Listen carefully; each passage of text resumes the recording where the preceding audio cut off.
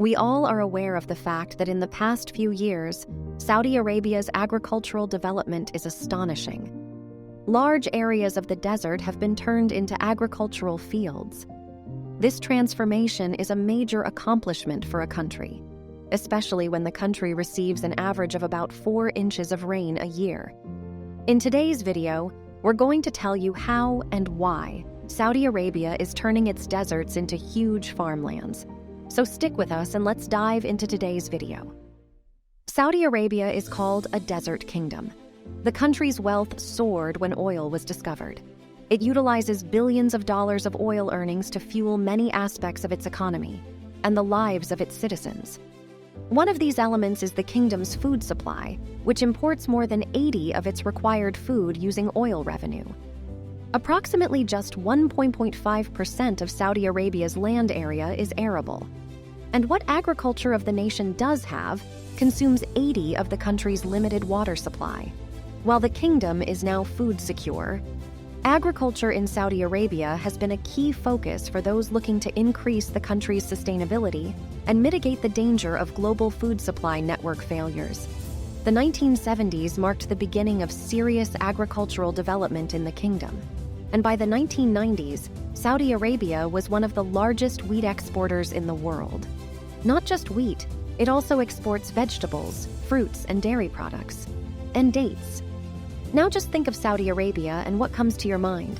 A scorching sun, an inhospitable climate, and endless sand dunes. But how does such a country become such a big exporter of wheat? If we dig into the details, there's something going on in the country. Now let's find. The government launched an extensive program to promote modern farming technology. The reason being the establishment of irrigation networks, storage, and expert facilities. Also to encourage agriculture research and training institutions. Huge circular greeneries are all across the country, and they are farmable in the middle of the desert as well. Surprisingly, in the past 60 years, Saudi Arabia has transformed 24,000 square kilometers of desert into fertile lands.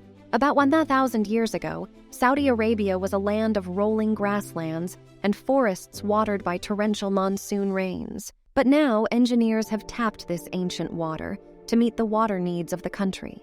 This fossil water was trapped in aquifers as deep as 1 kilometer below the grounds. These tactics paid off. Well, Saudi Arabia used this water for farming, and milk production, on a large-scale conservation of energy and water, isn't needed for a proper irrigation system. One of the best ways for this purpose was the century pivot irrigation method. Luckily, Saudi Arabia used that. This method was created by a farmer from Colorado named Frank Zybach.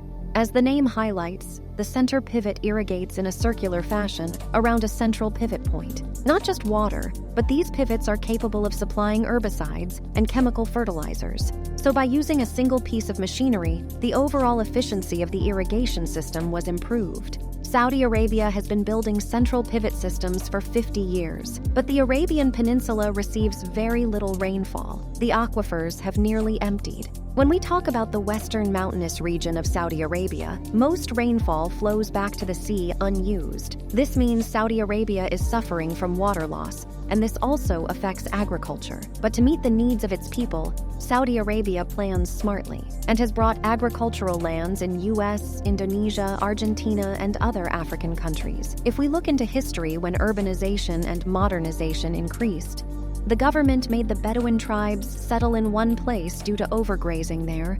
The fertile lands were converted into rocky deserts, so 2 royal Saudi princesses initiated a development project in these areas. That was led by Harvard University bioethics, Mona Hamdi, and Stanford University permaculturist Neil Speckman. They lived among Bedouin communities for 8 years and built rock terraces, checked dams, and shallow ditches in the land to trap water. Unfortunately, the funding was cut in 2016 and the whole project was in danger, but in 2018 and 2019, rain fell again and the entire area turned into a savanna.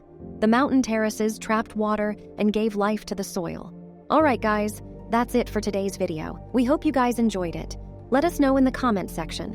What do you think about Saudi Arabia's agricultural system? Be sure to like the video and share it with your friends. We'll be back soon with another amazing video. We'll catch you later.